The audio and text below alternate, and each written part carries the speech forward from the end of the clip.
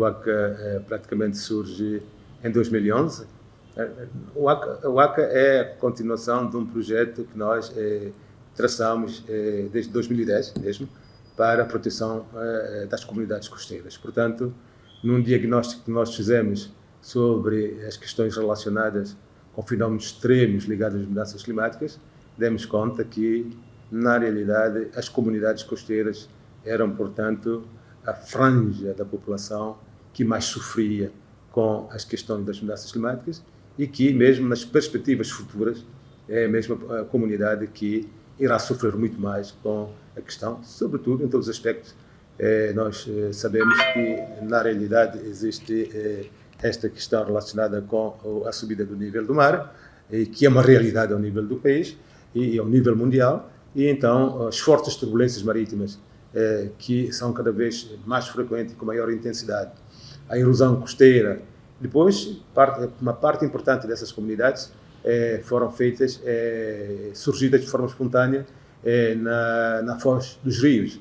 E, portanto, quando há uma associação de turbulências marítimas, mais a inundação proveniente dos rios, as comunidades costeiras sofrem bastante e muitas delas têm, portanto, a maioria das residências passaram a estar localizadas na zona de risco. Por isso mesmo é que preparamos na altura um projeto e mesmo quando preparamos aquele projeto, eu preparei juntamente com uma equipa de consultores do Banco Mundial que vieram a São Tomé. Eu tinha dito a esta equipa aqui, deveríamos preparar este projeto com uma filosofia diferente, uma filosofia em que deveríamos, pelo menos 90% das atividades do projeto ser implementadas no terreno e 10% ou 5% é que seriam depois os workshops, os sensibilização, os relatórios, etc., porque nós também estávamos já cansados de tantos relatórios, tantos workshops, tanta sensibilização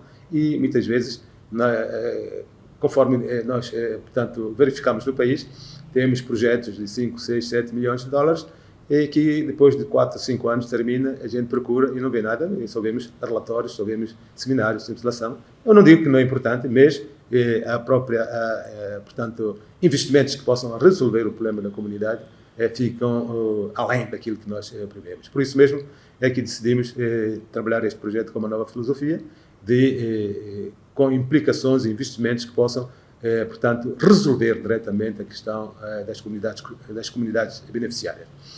E nessa altura, quando começamos com 4 comunidades, que é Malanza, Ribeiro Afonso, Santa Catarina e Praia das Buras no Príncipe. No entanto, até 2015, que foi 2011 a 2015, depois de 2015, nós conseguimos, portanto, realizar algumas atividades e o financiador, o Banco Mundial, considerou muito positivo aquilo que nós fizemos, então alargamos o projeto para mais 12, para total de 12 comunidades, ou seja, entrou, neste caso, Rio Grande, entrou o Pantufo, Praia Melão, Praia Gamboa, Praia Luxinga, Praia Cruz, Micoló e Praia Abade também no Príncipe, associando a estas outras 4 comunidades que existiam. E o objetivo fundamental é o seguinte, portanto, criarmos algumas estruturas que possam proteger as comunidades contra esses fenómenos extremos, fundamentalmente obras de engenharia. Por exemplo, houve uma altura durante os anos 90 a 2000, a comunidade de Ribeiro Afonso, por exemplo, quando havia fortes turbulências marítimas, os miúdos até saltavam das janelas das casas a mergulhar na estrada, porque a maré entrava e invadia toda esta zona, toda a cidade, a vila de Ribeiro Afonso. Nós, então, construímos lá um quebra-mar que permitiu hoje que este quebra-mar diminuísse bastante a energia das ondas e hoje a comunidade de Ribeiro Afonso sofre de uma outra erosão ou de outra inundação, mesmo a inundação marítima do rio, que entra numa outra zona, mas já não afeta toda a cidade, mas ainda neste projeto agora vamos também atacar aquela zona.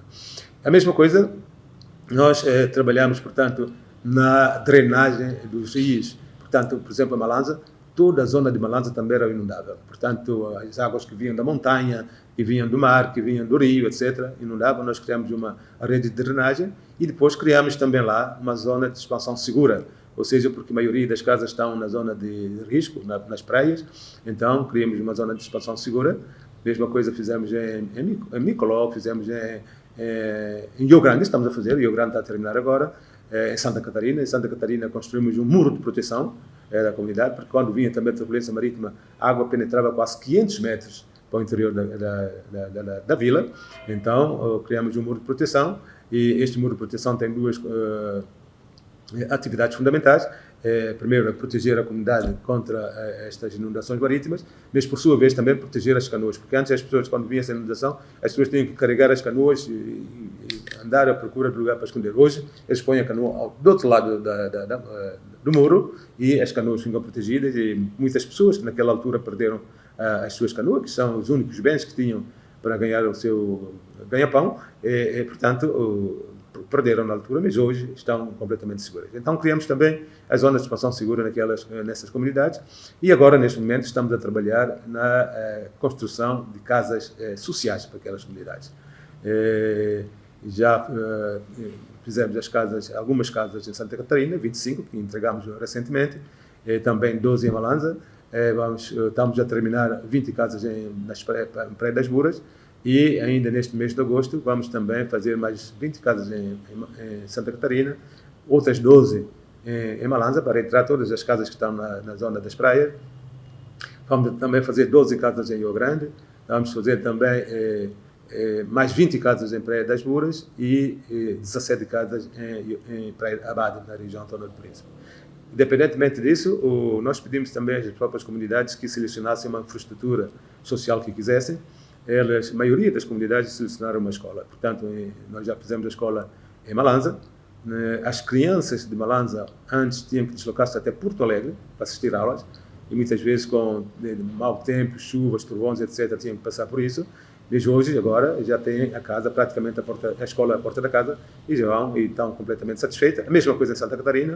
Em Santa Catarina, eles tinham 3 turnos, ou aquele regime triplo, onde as crianças ficavam até às 10 horas, outro dia entrava das 10 às 14, outra das 14 às 17, ou seja, pouco tempo em sala de aulas, e não aprendiam o suficiente.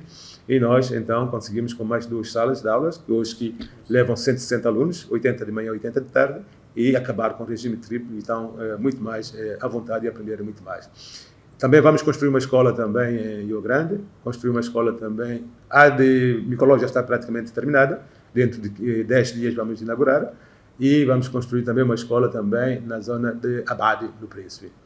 Em Praia Bura, eles selecionaram um polo desportivo, porque já tem lá uma escola em que a cooperação americana construiu. Então, nós vamos então associar um polo desportivo, porque eles lá não têm o espaço para as crianças jogarem e praticarem o desporto.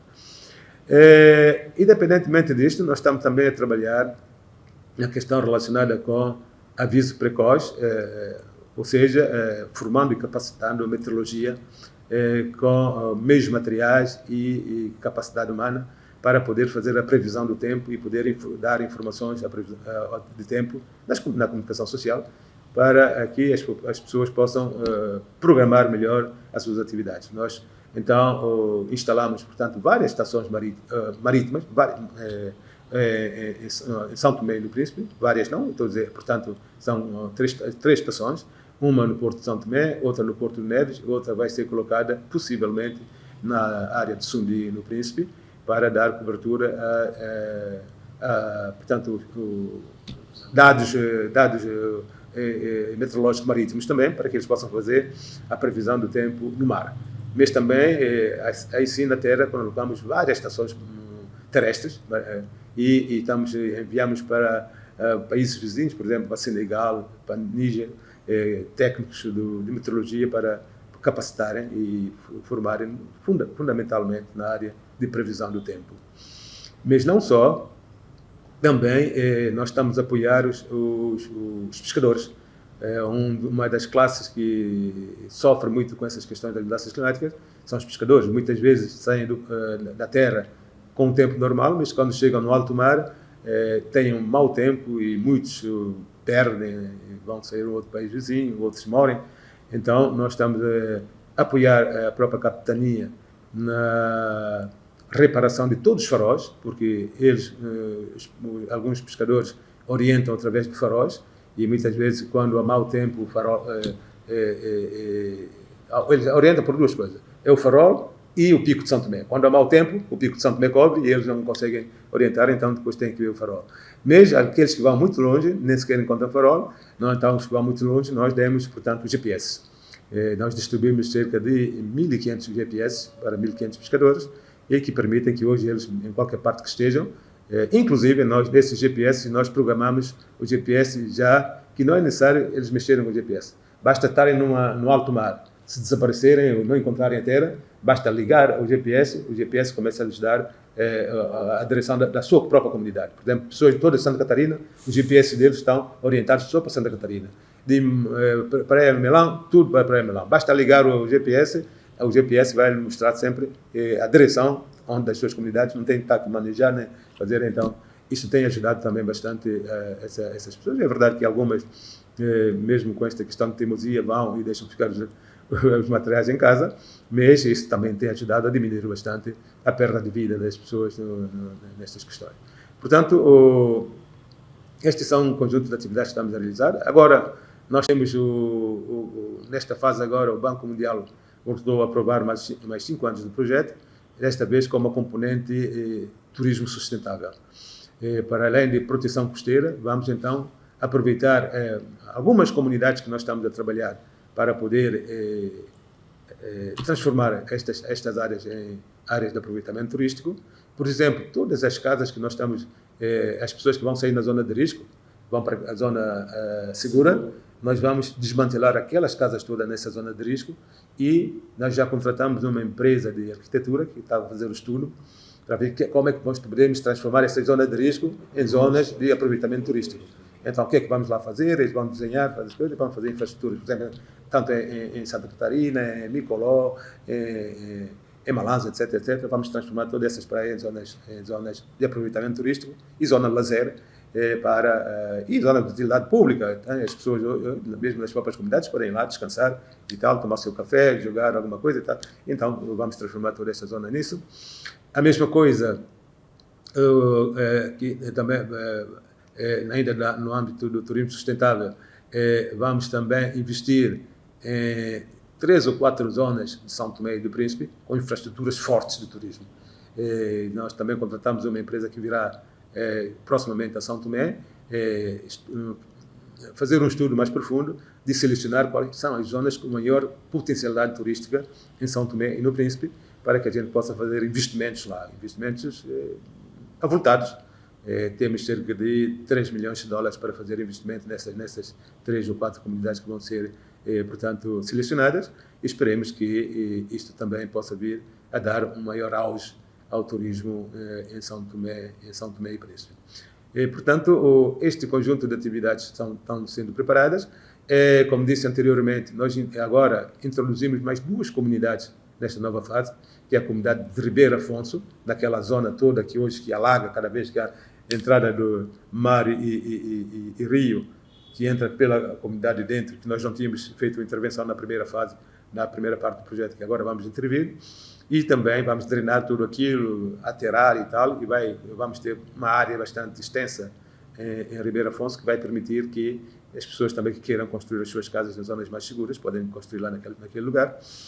E a mesma coisa que vamos fazer também numa zona chamada Chimaloa, no Príncipe, que é uma área que, depois do Porto do Príncipe, onde hoje a erosão costeira já está a comer toda a estrada, e as casas já estão todas em risco. Então vamos fazer uma forte intervenção naquela zona para proteger a zona de Chimaloa, evitar que a erosão continue e evitar também que aquelas casas todas estão hoje em risco, continuem a estar em risco, e as pessoas possam estar de forma mais segura nos seus lugares de residência. Portanto, este é um conjunto de intervenções que nós fizemos e que devemos fazer no futuro, que temos a certeza que irá criar uma maior sustentabilidade para as populações costeiras, mas esperamos que depois disso também a gente possa vir a intervir em outras comunidades, porque neste momento, agora com o Alcamais, vamos fazer um total de cerca de 14 comunidades, mas temos cerca de 31 comunidades costeiras, e todas elas estão hoje praticamente ameaçadas, e eu espero que depois a gente possa vir a alargar pouco a pouco, para que todas as comunidades possam ter uma maior segurança relacionada com as questões. Sim, Sr. Vereador, são 13 anos, né, do projeto. Para já, qual é o balanço total, bem que tudo isso eu já falando aqui, qual é o balanço que o senhor faz desses 13 anos do projeto? Não, eu costumo dizer que o melhor balanço é feito pela própria comunidade. Nós, então, todos os anos fazemos um estudo, né? Não somos nós que fazemos, contratamos uma empresa estrangeira que vem fazer um estudo sobre o grau de satisfação da comunidade. E então, esse estudo tem-nos demonstrado que as comunidades estão extremamente satisfeitas, e nós verificamos na cara das pessoas a satisfação que têm. Ainda na semana passada, nós deslocamos a comunidade de Malança para visitar a zona de desmantelamento, para ver se todas as casas estavam desmanteladas, e demos conta que todos eles desmantelaram as suas casas e todos os materiais foram carregados para os seus quintais, e verificamos uma nova vida na zona de expansão segura. As pessoas com as suas casas bem preparadas, aquelas pessoas não tinham quintais antes, eram umas casas em cima da outra, ninguém conhecia o limite do quintal do outro, mas hoje têm os seus quintais bem definidos. Verificamos que pessoas adquiriram móveis novos para as suas novas casas, ou seja, vimos uma dinâmica muito forte, uma nova vida naquelas pessoas que pareciam que já não tinham esperança e que a vida deles era estar aí naquele buraco e esperar à noite, às vezes, para dormir na rua, quando a turbulência forte, ficavam na rua, espera que as turbulências passassem, depois para ir para casa. Mas hoje as pessoas vê-se alegria na cara das pessoas. Isto é que nos dá também uma satisfação de continuar a fazer, mas da nossa parte consideramos que a situação é extremamente positiva, bastante positiva. Ainda, talvez, dentro de 10 dias, vamos inaugurar uma ponte extremamente importante, uma ponte que faz a ligação entre Moro Peixe e Praia Guegue. Numa das visitas que nós fizemos à praia de Moro Peixe, encontramos uma coisa extremamente difícil. Encontramos as crianças de um lado do rio e do outro lado do rio. A criança de Praia Guegue, uma parte estava em Moro Peixe, outra parte estava noutra berma do rio de Praia Guegue. E não podiam cruzar devido à forte turbulência marítima e rio que que separa essas duas comunidades. E está mais ou menos aqui a cerca de 200 metros e tal.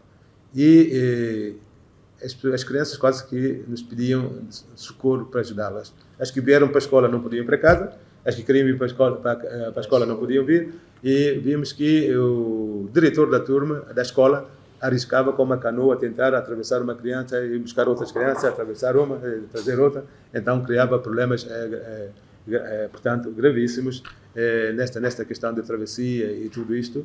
E elas acabaram por fazer um abaixo-assinado. Nós então decidimos convencer o Banco Mundial. Apesar de Moro Peixe e Praia Guegue não ter estado dentro das nossas comunidades de intervenção, conseguimos sensibilizar.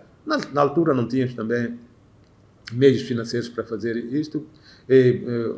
Com a previsão que nós aqui fizemos, pensamos que com uns $30.000 poderíamos ter feito uma ponte pedonal.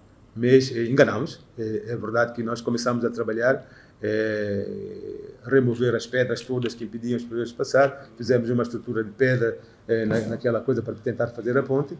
Naquela altura gastamos dos 30 mil, tínhamos gastado cerca de $3.000 com a empresa que tinha lá a maquinaria, mas tivemos também a sorte de que, depois de criarmos esta pequena estrutura, veio uma cheia que levou uma parte da estrutura.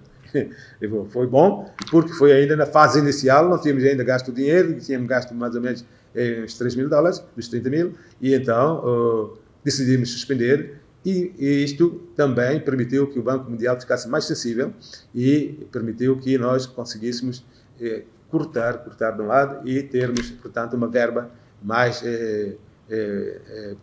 robusta para fazermos a ponte. E hoje temos uma ponte que, se vocês passarem lá por Moro Peixe, ainda não está terminada, mas uma ponte com um grau de segurança bastante elevado, que também criar maior segurança às pessoas das duas comunidades. Uma das coisas que nos tinha sensibilizado muito também naquela altura, demos conta, as senhoras para saírem de Praia Guegue para Moro Peixe, tiravam as roupas, punham no plástico, vinham todas de biquínis para o outro lado, depois para vestir roupa. E demos conta que havia uma senhora que, no final da tarde, saiu de Praia Gay para comprar as coisas em Moro Peixe. Quando ia regressar a casa, tentou atravessar e o rio acabou por levar a senhora, deixando as crianças órfãs hoje. Isto tudo nos sensibilizou bastante e fez com que nós sacrificássemos e tivéssemos hoje a ponta. E graças a Deus, esperemos que tudo corra bem e proximamente as pessoas possam circular de um lado para o outro com toda a segurança. Porque a comunidade de Praia Gay, para ir ou a Moro Peixe, que é a comunidade mais perto, ou ir a Guadalupe, tem que fazer uma travessia toda e ir até Praia das Conchas, estrada de Praia das Conchas, depois subir de Praia das Conchas para ir para a coisa, ou seja, quase 10 quilômetros a pé e tal. E hoje, com esta ponte, praticamente estão a 200 metros, 300 metros, 400 metros de chegarem, portanto, a zona onde eles podem fazer o seu comércio e vender as coisas e tudo isto. Então, eu penso que isto vai contribuir bastante para a melhoria da vida desta comunidade. Doutor, gostaria de dar alguma mensagem iniciativa, né, para o pessoal, para algumas, aquelas pessoas que vivem aquela situação? Não, sim, é uma mensagem também de esperança, dizer às pessoas que tenham calma, que nós verificamos muitas vezes em algumas comunidades, até quando é que chega aqui? Nós estamos a esperar, por exemplo, para Iabade, estamos a esperar na nossa casa, porque as pessoas também estão a viver a vida, nós dizemos que tenham um bocadinho de calma, nós estamos a trabalhar, em Praia Iabade estamos agora a finalizar, vamos inaugurar também a zona de expansão segura, com todos os arruamentos, drenagem, etc. Depois logo disso, lançaremos as pedras para a construção das casas. É verdade que muitas vezes lançamos as casas para a construção em 6 meses, 7, 8 meses, mas as nossas empresas também de construção levam, às vezes, anos e tal, levam aí leve, então as coisas levam muito tempo, mas esperamos que, com a pressão que estamos a fazer, que as coisas possam ser mais feitas, mas também chamar a atenção das pessoas para que possam proteger aquilo que nós estamos a dar. Muitas vezes, talvez quando as pessoas recebem as coisas assim, que não lhe custa suor nenhum, às vezes não sabem cuidar muito. Então, é necessário cuidar. Então, receber uma casa, uma casa modesta, tem 2 quartos, uma sala, uma casa de banho, uma varanda, uma cozinha e isto. Tem água, tem energia, tem o quintal, tem tudo isso. Eu penso que é uma casa. Anteriormente, víamos a maioria das casas destas comunidades eram casas com apenas um salão onde viviam lá todas as pessoas e sem mínimas condições, e hoje já não tem necessidade de irem, portanto, fazer as suas necessidades no mato, na praia, etc. Tem casas de banho, tem água ligada, tem energia. Então, é importante, eu penso que podemos dizer que a situação melhorou 100% e o que nós, portanto, chamamos a atenção é que cuidem daquilo que receberam, porque isto pode ajudá-los, tanto eles como os próprios filhos que estão a viver com eles, estão a viver com maior dignidade, então, tudo isso. E, portanto, é mais ou menos isso. E também chamamos a atenção, às vezes, dos próprios pescadores. Nós damos materiais aos pescadores e vemos, às vezes, por exemplo, GPS, alguns vendem, então não utilizam como deve ser, e amanhã depois tem um acidente, depois não tem o GPS, por quê? Porque venderam, e então é necessário terem cuidado daquilo que têm. É verdade que eles vendem para outros pescadores, mas então depois continuam a correr o risco da sua própria vida, então é necessário saber aproveitar bem aquilo que eles recebem. Portanto, esta é a mensagem que gostaria de deixar para todos.